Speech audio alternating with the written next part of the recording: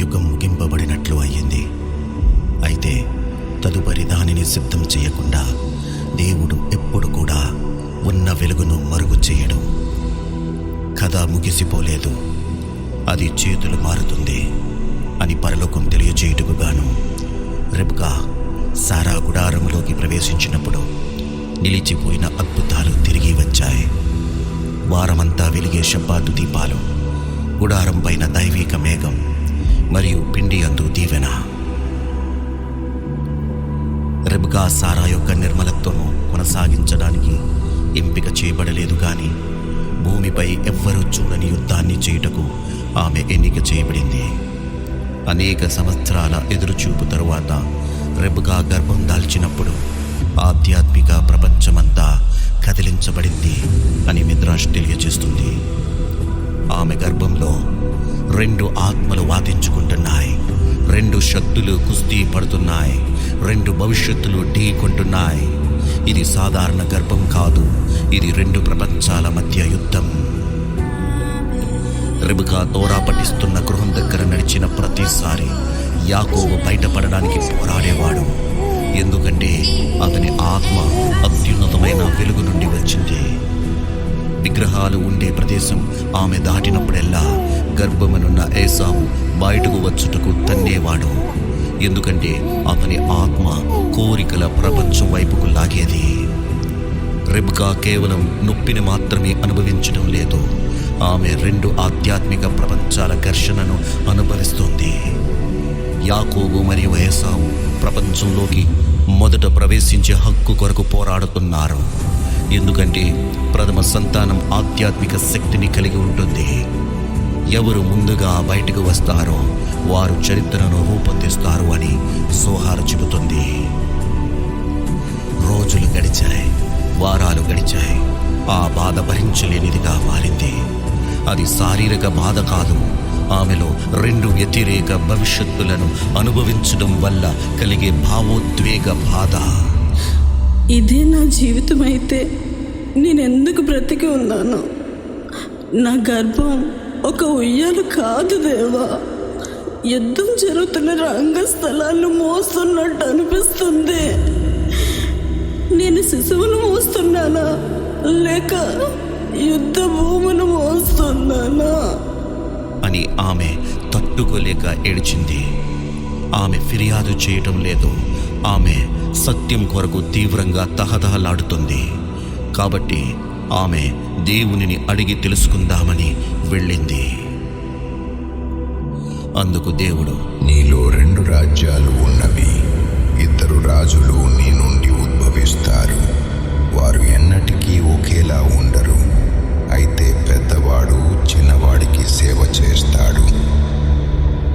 ఇది ఒక దీవెన కాదు, ఇది ఒక హెచ్చరిక, భవిష్యత్తు ప్రవచనం, 1000 సంవత్సరాలు కొనసాగే సంఘర్షణ యొక్క ప్రవచనం.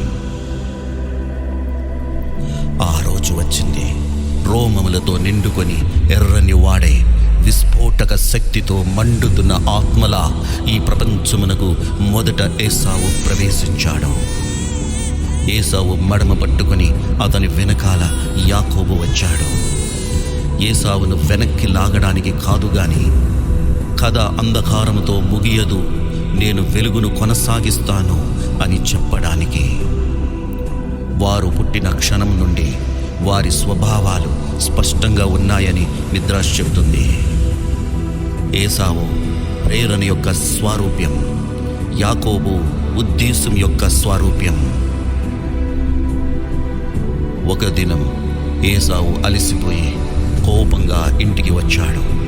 అతనికి ఆహారం కావాలి, తరువాత కాదు ఇప్పుడే కావాలి. అతడు యాకోబు చేస్తున్న వంటకం చూసి, అది నాకు త్వరగా ఇవ్వురా, నేను అలసిపోవడం కాదు కానీ ఆకలితో రగిలిపోతుంది నా కడుపు, నా కాళ్ళు వణుకుతున్నాయి యాకోబు, నేను ఆకలితో చచ్చేటట్టు ఉన్నానురా, ఆ వంటకాన్ని ఇవ్వు, వెంటనే ఇవ్వు అని అన్నాడు. ఆ దినమందు ఏసావు 5 ఘోరమైన పాపాలు చేశాడని మిద్రాష్ చెబుతుంది. అతనికి ఎటువంటి అపరాధ భావం కానీ భయం కానీ సంకోచం కానీ లేదు. అతడు క్షణికమైన కోరికలతో మాత్రం జీవించేవాడు. కాబట్టి అబ్రహాము ఇస్సాకు యొక్క ఆధ్యాత్మిక వారసత్వాన్ని ఒక గిన్నెడు వంటకం కొరకు తన జన్మ హక్కుతో వ్యాపారం చేశాడు ఏసావు.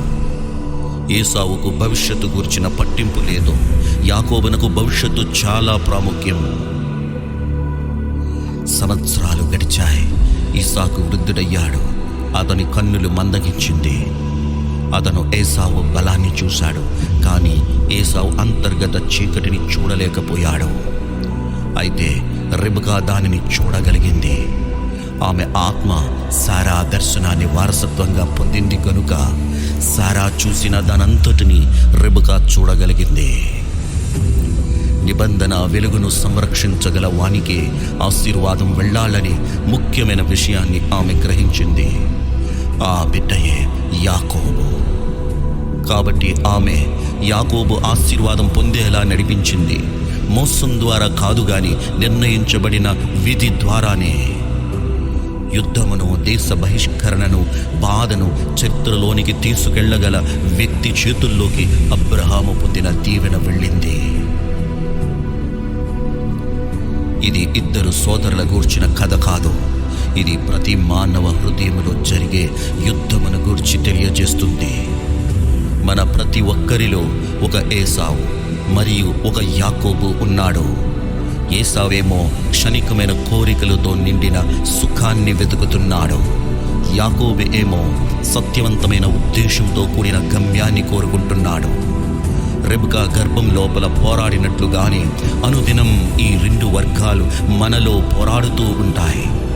ఈ రెండు స్వరాల మధ్య ఎన్నిక చేసుకునే దాన్ని బట్టి మన భవిష్యత్తు రూపొందించబడుతుంది. షలోమ్.